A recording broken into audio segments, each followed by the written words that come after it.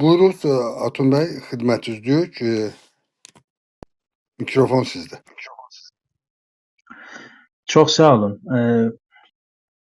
Değerli dostlar, mən bugün biraz daha önceki bu otağın Sadıq bəyin zəhmət çəkib düzenlədiyi bu oturumlardan biraz farklı bir yaxlaşımla, yanaşımla baxacağım. Çünki diğer dostlarımız müxtəlif siyasi partilərdə görev üstlənirlər. Onların dilləri ilə və istifadə elədikləri kəlmələrlə, sözcüklərlə möhtəmələn bəzi o məsuliyyətlərindən dolayı bəzi mövzuları çəkingələrlə və ya bir şeyləri diqqətə alaraq sözlərini açıqladılar, öz mövzularını və ya baxış açılarını. Amma mən burada bir sosioloji öğrenci kimliğimlə danışacağım.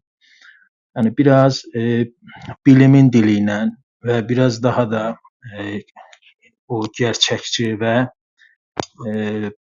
bir de bilimin bir özelliği var da acımasızlığıyla, yani o birrahmane bir diliyle belki açıkça söylersek o şekilde meseleni açıklamağa ve biraz anlamağa, sonra yorumlamağa ve açıklamaya çalışacağım.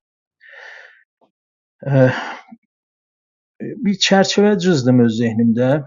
Bu İran'a karşı açılan bu savaşla ilgili Amerika ile İsrail yönetimlerini. Bir o felsefede deyirlər, Ərəstuyu değil, Əflatunu bir yöntem izleyeceğim. Yani tümden gelimsel, yani Farsçada küllüden cüz'e, yani makrodan mikroya bir böyük bir fotoğrafı, təsviri çizməyə çalışacağım. Ondan sonra mezo və mikro düzləmlərdə də nələr olub bitməkdədir, o süreçlerle ilgili düşüncelerimi ve bildiklerimi, görüşlerimi sizlerle paylaşmaya çalışacağım. Birincisi mən ABD-İsrail yönetimlerinin İran'a karşı açtığı bu saldırının, savaşı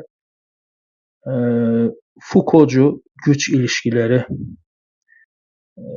çerçevesinde kuramı, yani o nezeriye çerçevesinde ele alacağım. Yani Foucault'cu güç ilişkilerinin kısaca özeti budur. Foucault der ki o klasik iktidar ilişkileri, yani siyasi iktidarla yönetenlerle yönetilenlerin ilişkileri, iktidar ilişkisini bu hovzeden alar, bütün gündelik yaşamın her alanına, her meydanına daşıyar ve diyer ki kudret rabiteleri ve iktidar her yerdedir.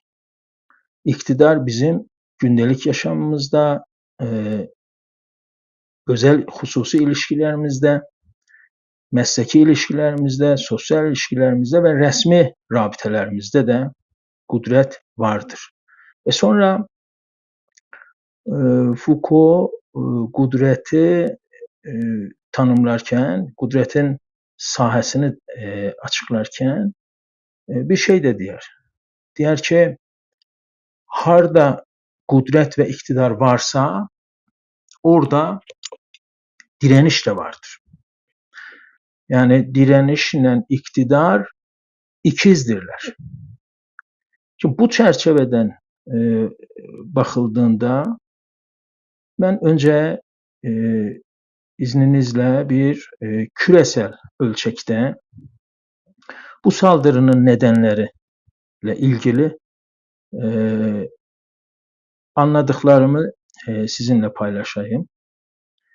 Makro ölçekli eğer sebeplerden mikro ölçekli sebeplere gedilerse, en baştaki sebep, bu savaşın en başındaki sebep küresel ölçekte içinde yaşadığımız kapitalist düzendir ve bu düzeni işleden mekanizmalar. Yani sömürü ilişkileri. Kapitalist sistemle birlikte ikiz olarak onunla çalışan sömürü veya istimar rabiteleri.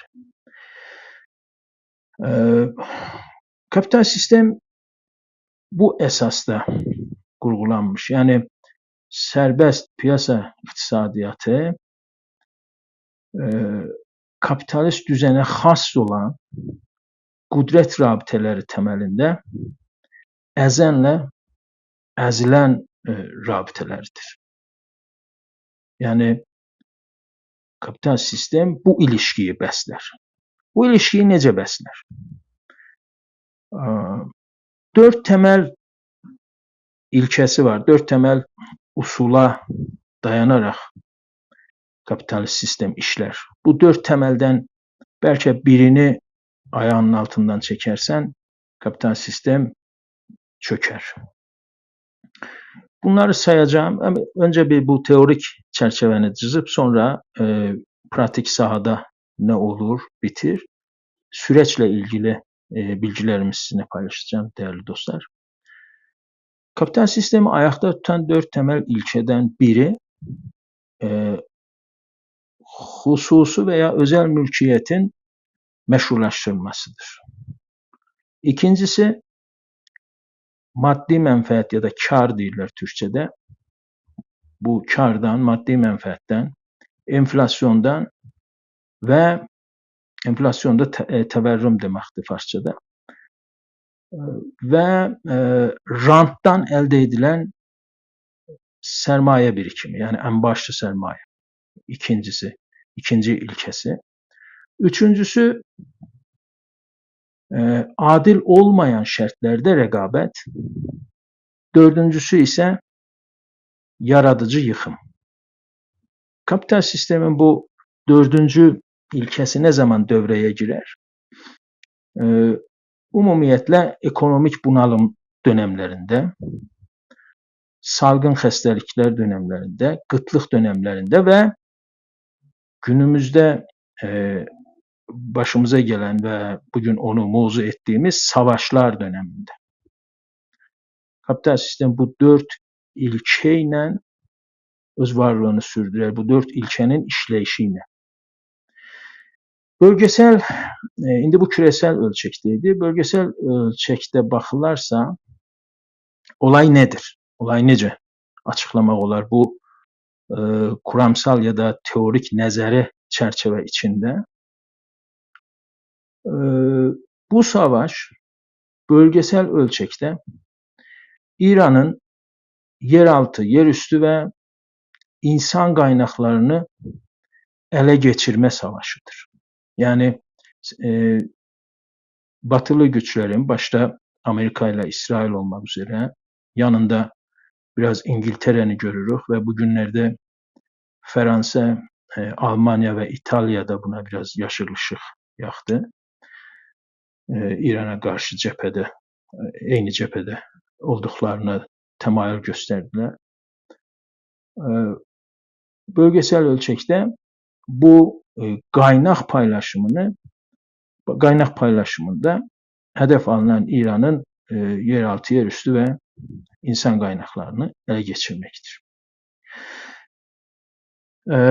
Nedenlər bunlar ikən savaşın, saldırının nedenlərini kısaca açıkladım. Yani kapital sistemdeki üretim ilişkiləri, tolid rabitələri və tolid rabitələrində rəvabit toliddə bunu işlədən ilkələr nələrdir və bugün bölgədəki İran üzərinə İrana qarşı açılan savaşda bu savaşın nədənləri nədir? Qaynaqlara əl qoymaq, insan qaynaqları, yeraltı və yerüstü. Özətlə. İndi saldırının stratejik amaçları nedir? İrana, İsrail və Amerika tərəfindən başlatılan saldırının, bu yönetimlər tərəfindən başlatılan saldırının əsas stratejik amacı nədir? Öncə ona değinəcəm. Sonra taktiksel amaçlar nelerdir? Onları kısaca açıklamaya çalışacağım. Stratejik amaç, değerli dostlar, yine az önce açıkladığım emperyalist ve sömürgeci emelleri veya hırsları doğrultusunda İran'da bu iki yönetimin, yani İsrail ve Amerika'da bugün yönetimin başında olanların hırsları, emperyalist ve sömürgeci hırsları doğrultusunda İran'da zayıf, kontrol edilebilir ve emir kulluğu edebilecek unsurları yönetimin başına getirerek İran'ın yeraltı, yerüstü ve insan kaynaklarını öz menfaatleri doğrultusunda istismar etmek, istimar etmektir. Bu çağdaş tariximizdə bizə tuhaf və qərib bir olay değildir. Küresel güçler çağdaş tariximizdə savaş dönemlerinde, kapital sistemin krize girdiği dönemlerde, Birinci Dünya Savaşı, İkinci Dünya Savaşı başta olmak üzere biz bu yani İran'daki halklar olarak, milletler olarak bu deneyimler, bu tecrübeleri başımızdan geçirdik. Peki burada taktiksel amaçlar ne olabilir? Benim bu savaşın başladığı günden itibaren gözlemlerime göre bu təqib elədiyim xəbər qaynaqları olsun, sahadan birinci elden edindiğim bilgiler olsun, dört maddede taktik amaçları özetleyebilirik diye düşünüyorum. Birincisi, bu savaş sürecince başlatılan savaş esnasında mütehasim güçlerin, yani mütecavüz güçlerin, Amerika ile İsrail'in İran'ın hava savunma ve raket atma düzeneklerini dağıtmak, ortadan kaldırmak. Birinci hedef buydu. İlk günler saldırılarda bunları uyguladılar cephede, savaş cephesinde. Ve gene de bu devam etmektedir. Hava savunma ve raket atma düzeneklerini. Gerçi her gün Trump deyir ki, İran'ın deniz kuvvetlerini yok ettik, ama ertesi gün gene deyir ki, 2 gemisini de bugün batırdık. Sonra ertesi gün deyir, bir gemisini de bugün batırdık. Tabii de bunlar savaşta propagandalardır. Psikolojik, tinsel savaştır. Karşı tarafı tinsel olarak, ruhsal olarak ruhiyesini çökertme açısından savaşta izlenilen taktiktir. Yalan söyleme taktikleri. Yalan propagandası. İkinci taktik amaç İran'ın haberleşme ve güvenlik unsurlarını dağıtmaktır. Necə ki biz bunu özellikle Batı eyaletlerinde, İran'ın ustanlarında gözlemleyebiliriz bunu. Yani Batı Azerbaycan eyaletinde, onun altında Kürdistan adı verilen eyalette, İlam'da, Kirmanşah'da qaraqolları, güvenlik merkezlerini, emniyet merkezlerini, bu pasgahlarzadır, bu unsurları dağıdırlar, yok etmeye çalışırlar. Elbette bu da başka bir aşamaya yol açma amacıyla. İndi onlarda danışacağım. Üçüncüsü, taktik amaçlardan üçüncüsü arkadaşlar, değerli dostlar, özellikle bu güvenlik ve haberleşme sistemlerini, unsurlarını aradan aparmaqla özellikle bölgesel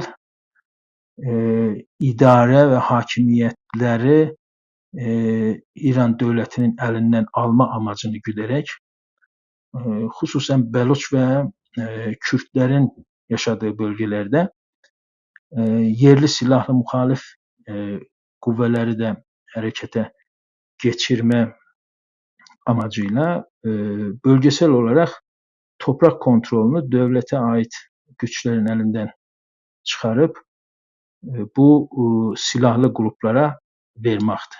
Bunun bir sonraki, bu taktik amacın bir sonraki amacı, bunlar birbirini təqib edən amaçlardılar əlbəttə.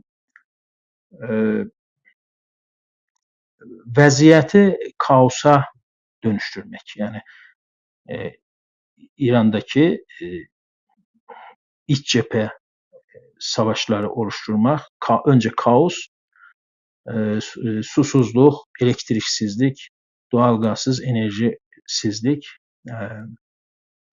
bu gıda ya da qəza, yemək məhsullarının tədarik zəncirlərini qopartmaq, qırmaq və kaos yaratarak iç savaşa sürüklemek. Dördüncü taktik amaç da budur. Bu iç savaşa sürüklendikten sonra muhtelif, indi bunları açıqlamaya çok zaman ayırmak istəmirəm. Belki soru-cevap qismində maraqlanan dostlar mətrəh edərlərsə, orada açıqlamaya çalışaram. Buradan da topyekün rejimi yıkmak ve İran'da az önce dediğim kimi əmir qulu bir yönetim başa getirerek manda devleti, sömürge devleti oluşturup qaynaqlara, insan qaynaqları, yeraltı ve yerüstü qaynaqlara el koymak. Şimdi burada oyuncular kimlerdir? Bir neçə gün önce paylaştım bu Facebook hesabımdan. Oradan kısaca size bunları da aktaracağım. Sonra ayrımcılık karşıtı Demokratik Türk Hareketi'nin durumuna geçeceğim. Öncelikle de bu teorik çerçeveyi çizmem gerekirdi ki, səbriniz üçün teşekkür ederim ki, bu teorik çerçeveni çizdikten sonra biz hangi şərtlərdə, hangi parametrelerin etkisiyle karşı-qarşıyayıq, üz-üzəyik bu süreçte, onları bilmek gerekir ki, ondan sonra yani tespitler doğru olmalıdır ki, bu doğru tespitlerden doğru yorumlara ve çözüm yollarına ya da rahellere gidilebilsin.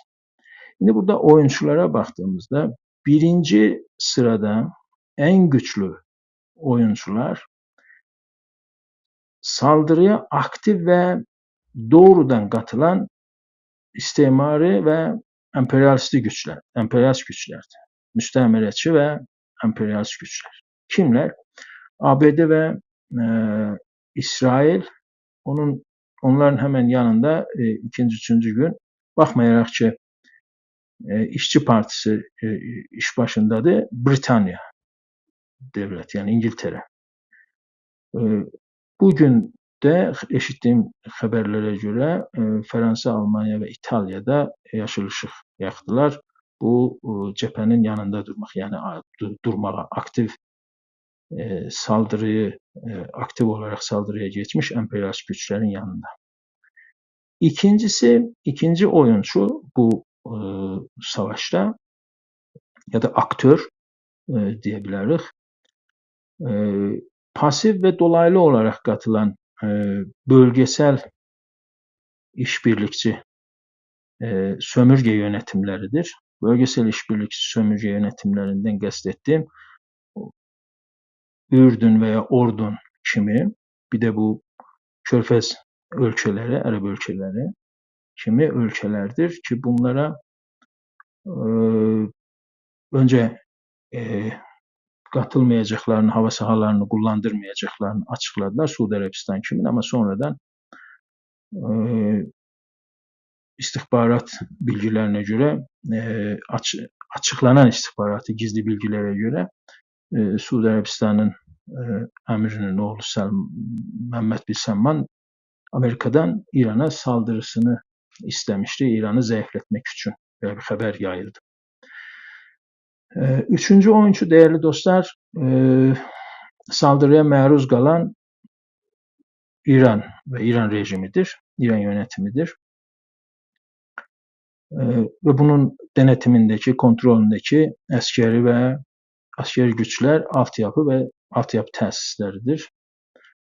Bunun yanında ilk günde ve devam eden günlerinde de gördük ki karşı taraf sadece bu rejim unsurlarını değil, nizam unsurlarını değil, aynı zamanda altyapı təsislərini de yok etmeye çalıştı, uyguladı sahada.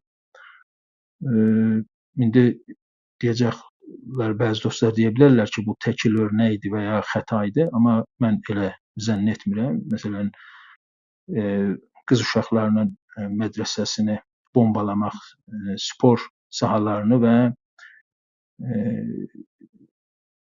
sivil xalqın oturduğu evləri, yəni məskuni yerləri də bombaladığı müxtəlif şəhərlərdə bunların həm xəbərləri, həm də ki görüntüləri yayınlandı. Üçüncü oyuncu da bunlardır. Yəni İrandakı yönetimi əlində tutan rejimlə xalq, savunmasız xalq etkiyə açıq bu bombalara, füzelərə, muşeşlərə, raketlərə, bombalamalara məruz qalan əliyalın savunmasız xalq. Dördüncü oyuncular, bölgesel oyuncular bunlar. Saldırıya aktif tepki veren ve bu saldırının durdurulmasını isteyen devletlerdir. Örgütlü devletlerdir. Yani örgüt bazında, devlet bazında örgütlenmiş devletler. Yani Türkiye, Pakistan, Rusya, Çin ve İspanya kimin devletler. Bunlar aktif tepki verenlerdir. Beşincisi, emperyalist güçlere babası ve dedesi kimin uşaqlıq yapmaya hazırlıq gösteren, hazır olduğunu açıkça ilan eden bu Rıza Pəhləvi ve etrafında toplanmış bu paralı əmir qulları. Bu günlerde belki biraz səhnədən uzaq tutulur ya öyle bir görüntü verilir ama bunlar da emperyalist güçlerin bir aktörü olarak her zaman ben hele səhnədən atılmadıklarını veya bir kenara bırakılmadıklarını düşünenlerden düşünürəm. Bunlar da bir oyunun bir tərəfində oyun quruculuq eləyirlər. Yəni edilgen değil, aktif oyun kurabilirler. Zayıf da olsa bunu başarabilirler. Altıncı oyuncular düşük seviyede örgütlü muhalifler başlığı altında deyirəm bunları. Xalqın mücahidləri kimin, Ceyşul Ədl və bu Kürtçü təşkilatlar, örgütlü silahlı gruplar 6. oyuncuları teşkil edir. Oyuncuların 6.sını teşkil edir. 7. olarak İran'da xaricdə bulunan, yurt dışında olan konforcu, rahat tələb deyirəm, müxaliflər. Bunlar reformcular da görülebilir, cumhuriyetçilerde sol aktivistler veya teşkilatlarda da görünebilir. Ve insan hakları aktivistleri de. Bunlara konformcu deyirəm. Neden? Çünkü maddi veya manevi olarak bir bedel, ağır bedeller ödeme ne potansiyelleri ne de girişimleri oldu indiye kadar benim gözlemlerime göre. 7. oyuncu yurt içinde olanlar, İran sınırları içinde olanlar ama bedel ödeyen, hapse giren, işkence çeken, işten atılan ama gene de zayıf örgütlü teşkilatlanmış eyleyicilerdir bunlar. Bunların da içinde sadece Farslaşma karşıtı Demokratik Türk hareketçiler veya grupları değil, aynı zamanda reformcular, cumhuriyetçiler, sol eğilimli şəxs və örgütlər, insan hakları aktivistlər və gene ayrımcılıq qarşıtı Demokratik Türk aktivistləri də bunların içində yer almaqdadır. Son iki oyuncu qaldı. Onları da açıqlayayım, sonra Türklərin durumuna geçək. 9-cu oyuncu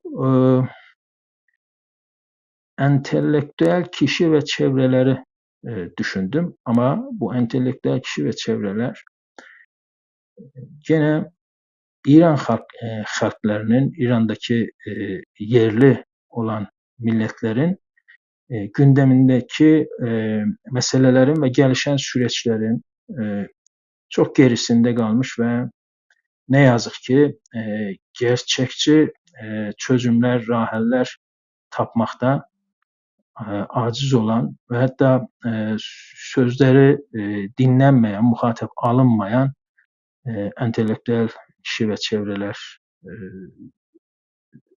9-cu oyuncuları. Pasif, çok pasif, etkisiz oyuncular, ama insanlar, yani mən özümü deyim, insan məcbur qalır, hərdən bir düyməyə basır, tıklayır, deyir, qoy görüm bu insan nədir, bunun fikri nədir veya durumu necə təhlil edir, insan başvurur da bunlara hər halda. Onların da silahlarının mənzili, bordu bu qədər. Yani 10-cu olarak İran'daki kütleler, yani mənə görə, mənim dəyərləndirməmə görə hələ də xalq düzeyinə belə, xalq düzeyində, xalq səviyyəsində belə örgütlənməmiş və kütləliyini yaşayan kütle, yani atomize edilmiş, molekül halinde olmayan dağınıq bireyler, fərtlər, insan qalabalıqları deyirlər türkçədə, yəni şuluğu deyirlər farsçada, yığınlar, şuluğilər, gündəlik işlərində olanlar. Yani örgütlü, organik, aralarında organik bağ olmayan kütle. İndi oyuncular bunlar bu hadisede.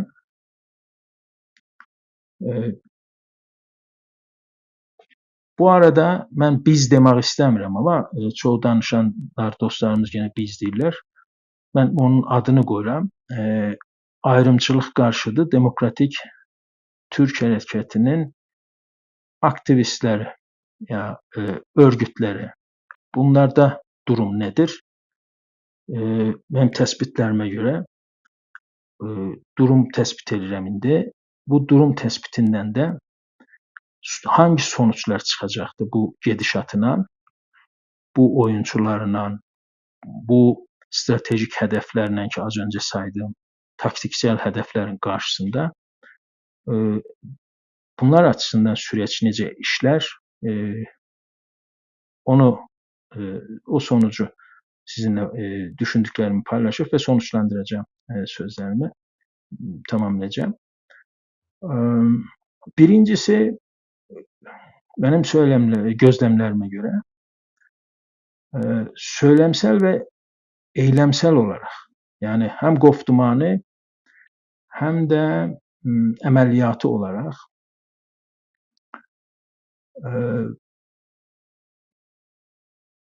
ayrımçılıq qarşıtı Demokratik Türk Hərəkətinin aktivistlərində bir dağınıqlıq söz konusudur.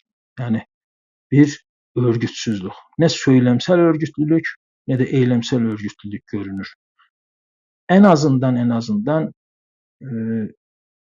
Kürtçü hareket kadar, İran'daki Kürtçü hareket kadar ne eylemde örgütlülük ne de söylemde. Bu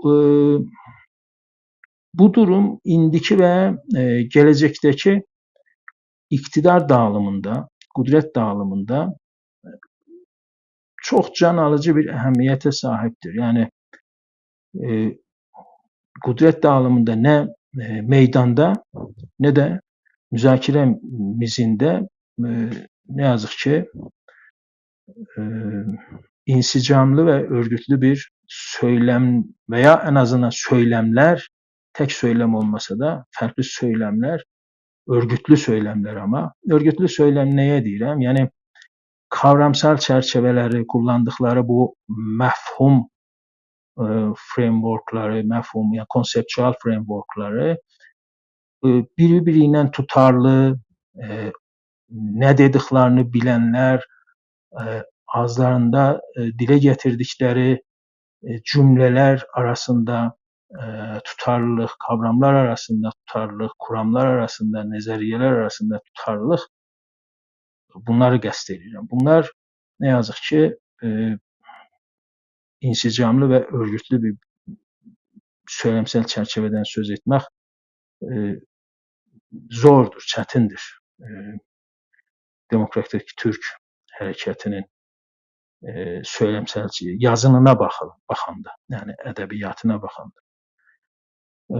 Bu məsələ can alıcı öneme sahiptir dedim. Bir an önce, ama bir an önce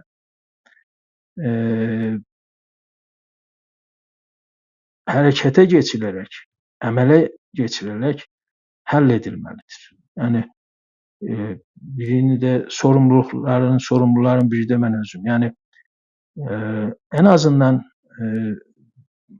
bu alanda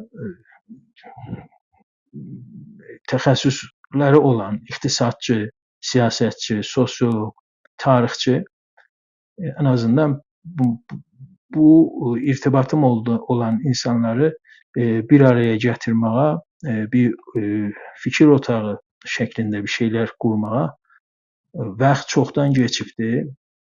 Benim məsələn sahamda, fəaliyyət elədiyim sahada vaxt da çoxdan geçib, ama gene de yani hiçbir iş görmemekten daha yaxşı olar. Yani mənfidən, sıfırdan daha da yaxşı olar. En azından bir balaca bir örgütlülük, irtibat kurulsa, bir topluluk şeklinde da uzmanlar topluluğu şeklinde bir şey olursa, bu bizim durumumuzu bu oyuncular karşısında en azından biraz daha da olumlu ve hesap edilebilir, üstünde hesap edilebilir gösterebilir belki. İndi belə düşünürəm, bilmirəm nəticə nə ola. Amma əmələ geçmək və örgütlənmək artıq bugün də olmasa, yani nə vaxt olacaqdır? Bu soru işaretidir. Böyük bir soru işaretidir benim beynimde.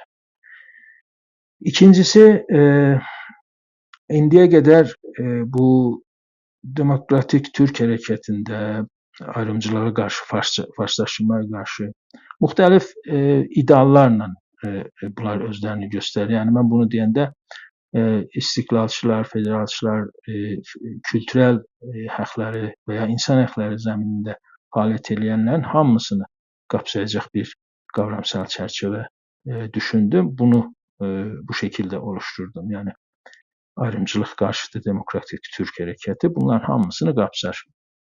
Kapsayıcıdır, dışlayıcı değildir bu kavramsal çerçeve.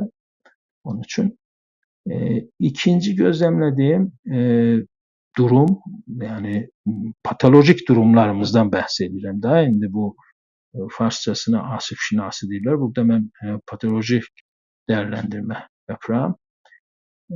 İkincisi, açıklamalara baxanda, beyanatlara baxanda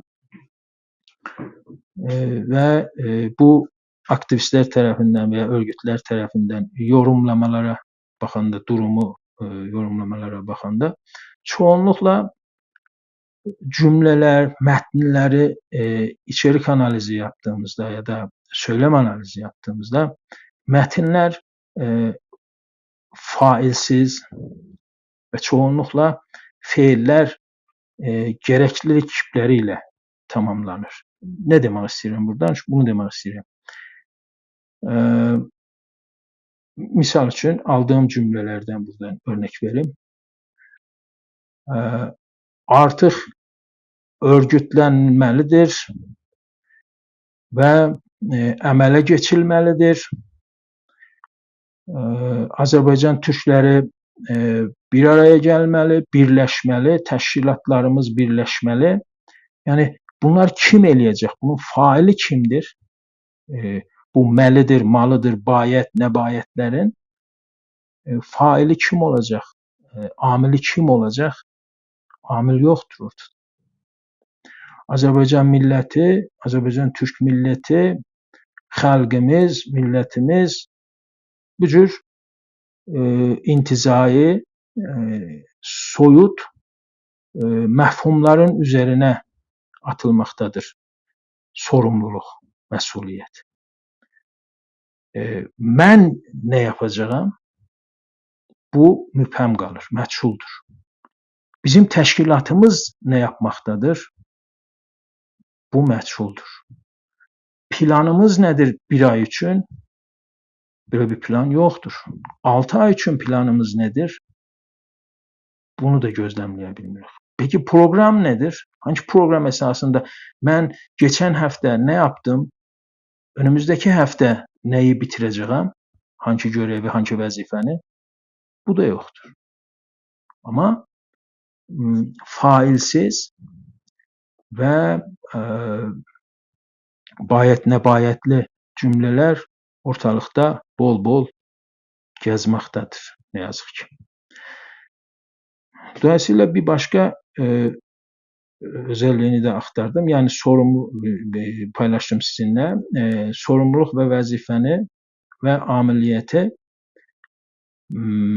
soyut məfhumlara, millət kimin, xalq kimin, Azərbaycan bunu yapacaq, xalq onu eləməlidir, millətimiz belə eləyəcək, elə eləyəcək, Türk milləti bilməm nə olmaz. Bunlar hangi organik yapılar, hangi təşkilatlar, hangi məsuliyyət qəbul edən fərdlər bu işləri yerinə gətirəcək? Bəlli deyil. Bunlar da bəlli olmadığında sorumluluq başqa dövlət səviyyəsində örgütlənmiş, məsələn, Azərbaycana və ya Türkiyəyə atılır. Türkiyə bunu eləməlidir, Azərbaycan onu eləməlidir. Sən, mən? Yox, bizim əlimizdən bir şey gəlməz. Biz yoxuq. Biz sadəcə tələb edərik. Biz sadəcə istəklərimizin listəsini yazarıq. Biz bunları istəyirik. Biz bunları tələb edirik. Tələbin və istəyin doğrultusunda planın və proqramın hanı? Yoxdur. Bir də bəzən kimdən tələb edirik? Rədd etdiyimiz, qəbul eləmədiyimiz İran İslam Cumhuriyyəti. Bir tərəfdən deyirik ki, İran adlanan ölkə, o biri tərəfdən bəyaniyələrə baxıram, bəyaniyələri oxuyanda bunlardır. Yəni neçə dənə sizə örnəklər verə bilərəm. İran adlanan ölkə, biz istiqlalçıyıq və o dövlətdən, nizamdan bunları da tələb edirik. Qardaşım, sən rədd edirsən. Sən tanımsan ona. Tanımadığın bir nizamdan, bir rejimdən nə tələbi? Yəni çəlişkilər, təzadlar bu həddidə. Sonra qavramsal və quramsal qargaşa deyə başlıq yazdım burada. Yəni məfhumlarda və nəzəri zəminlərdə çox böyük qargaşa bu. Yəni, birdən baxın, nə deyirik? İran xalqı deyirlər. Bir çoxunda, hamını belə demirəm, yəni tənzih edirəm, bəziləri bilərək bunları istifadə edirlər, onlar ayrı. İran xalqı deyirlər. Bir kere İran xalqı, İranda tək xalq mı var? Mətinlərdə İran xalqı geçir. Mərdum İran, farsçadır. Mən bunu bir daha Kürdcü təşkilatın bəyaniyəsində görə bilmirəm. Hər zaman yazarlar Mərduman İran ya da İran xalqları. Birdən gəlirlər Türk məsələsi belə çözüləcək. Dəyərli dostlar, mən bilmirəm bu Türklər niyə Türklərin açısından məsələ olsun? Və Türk niyə Türkiyə məsələ olar? Azərbaycan məsələsi. Azərbaycan niyə Azərbaycanlıya məsələ olar? Bunlar bəzi məfhumlardırlar. Fars milliyyətçiləri və Türk düşmanları, məhvillər tərəfindən onların söyləmsel çərçivəsi, onların kavramsal çərçivəsinin əbzarları, aygıtlarıdır. Ne yazık ki bizler de onlardan hiç sorgulamadan, düşünmeden alıp onların məfhumlarını öz mücadiləmizdə həm mətinsel əsərlərdə, həm də eyləmsel süreçlərdə ne yazık ki icra edirik. Bir başkası da bir başka məfhumda, elə onu da burada fürsət madem var, onu da açıklayayım kısaca. Bak sen bir taraftan İran'da ulus devlet yapılanmasını eleştirir, yerin dibine sokur. Biz bu ulus devleti yıkacağız. Neyle? Hangi teorik çerçeveyle, hangi söylemsel çerçeveyle? Ulus devletin varlığını meşrulaştıran teorik ve söylemsel çerçevelerini. Ulus devleti reddedilirsen, ulus devleti meşrulaştıran söylemsel çerçevelerini, teorik çerçevelerini. Sonra bir başka çelişkili, benim nəzərimə hiç kullanılması doğru olmayan bizim açımızdan merkez çevre, merkez piramı. Merkez piramı ne zaman uygulanır? İlişkiler yatay olduğunda, ufugu olduğunda, hemsət olduğunda. Orada Fars milliyetçiliğiyle Türkler hemsət bir durumda mıdırlar ki biz merkez çevre diyor. Bu bir gene Foucault'cu açıdan baktığımızda hiyerarşik bir ilişkidir. Dikey bir ilişkidir. Sülte ilişkisidir. Amudi bir ilişkidir. Alt-üst ilişkisidir. Dolayısıyla ezen ve ezilen ilişkisidir. Sülteleyen ve mağdur olan, mağdun olan ilişkisi.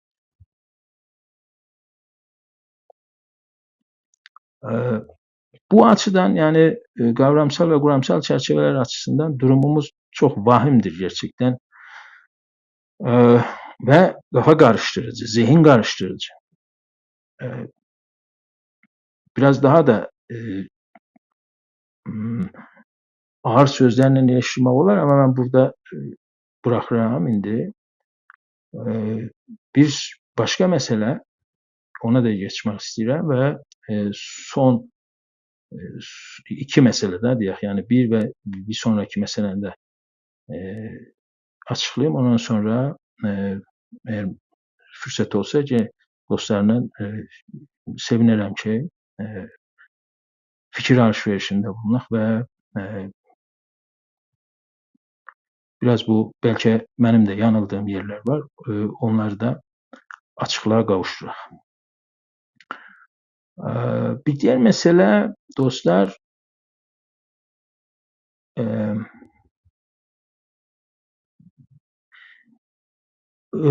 gene Demokratik Türk Hareketi'nin katılımcıları ya da eyleyicileri açısından deyirəm bunu. Yani özlerini Demokratik Türk Hareketi'ne mensup bilen şəxs ve gruplar açısından ne yazık ki umumiyyətlə gene 21. yüzyılda artık işlevsel olmayan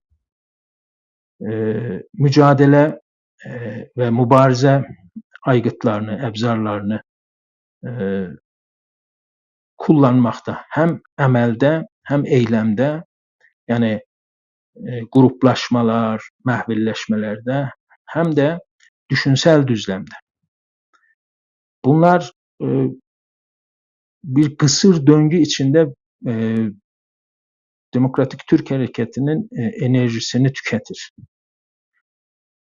21. yüzyılda meşruluğu olan etkisi olan, geçerliliği olan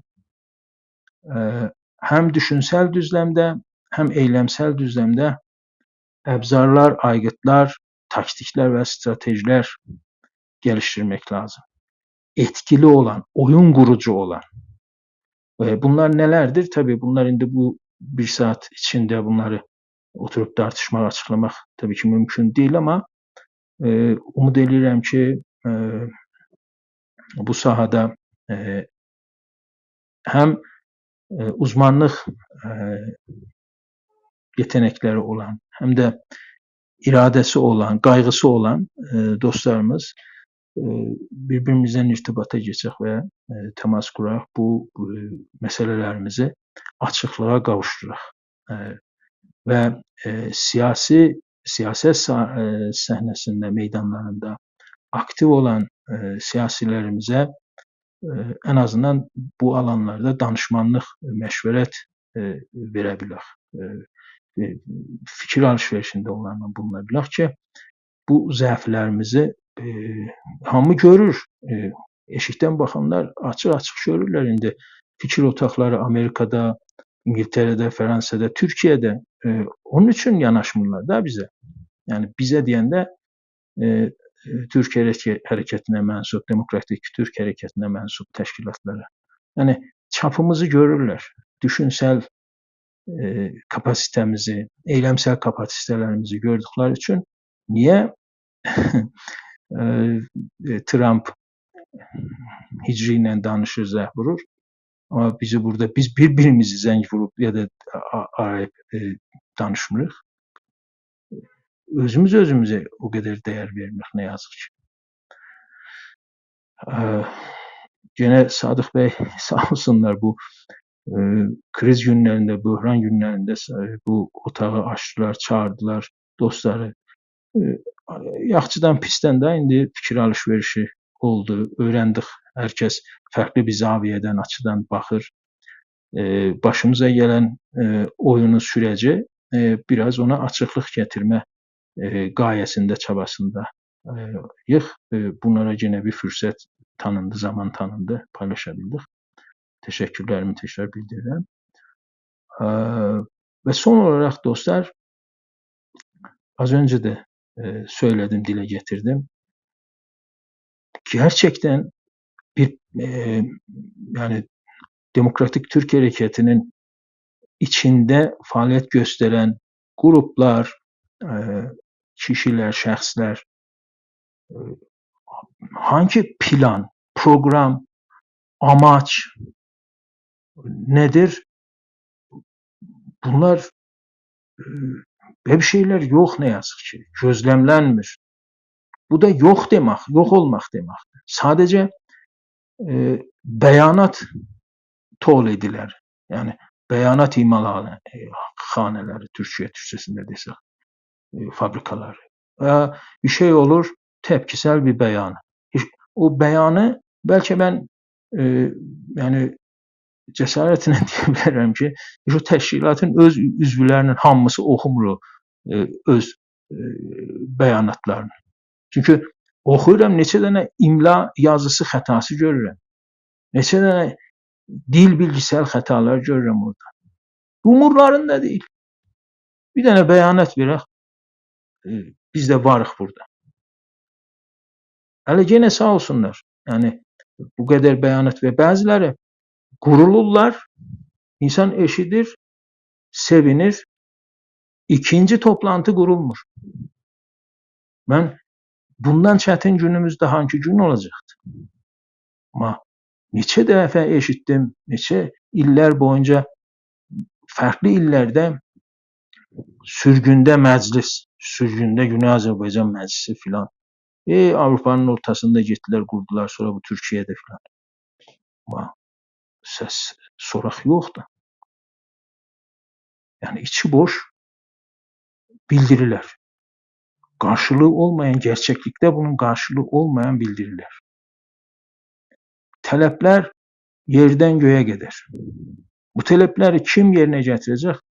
Karşılığı yok. O təşkilatın özü bile ne yazık ki bu talepler uğruna addım atacaq gücü yox, neynəsin? Yəni profesyonel değil, amatör, boş zamanlarında, kişisel zamanlarında, onun da keyfi gələndə.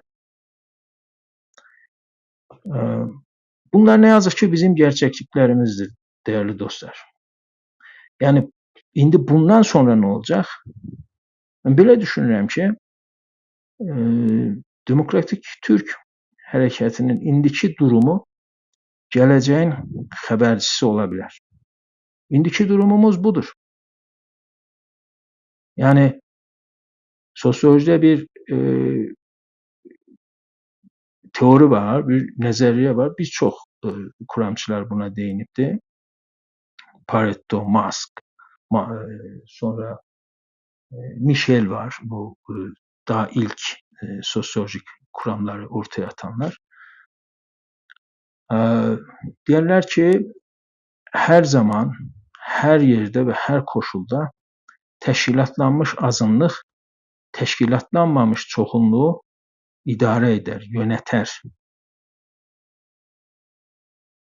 İndiki durumumuz ne yazık ki hem söylemsel çerçeve açısından, kavramsal insicam açısından ve örgütlenmişlik açısından dağınıq çoxunluqlarıq, dağınıq çoxunluğuq. Sayımız çoxdur, amma dağınıq. Yəni plansız, proqramsız, nə meydanda, nə müzakirə mizində etki yarata bilməyən edilgən kütlələr misal. Mən sözlərimi burada sonlandırıram değerli dostlar.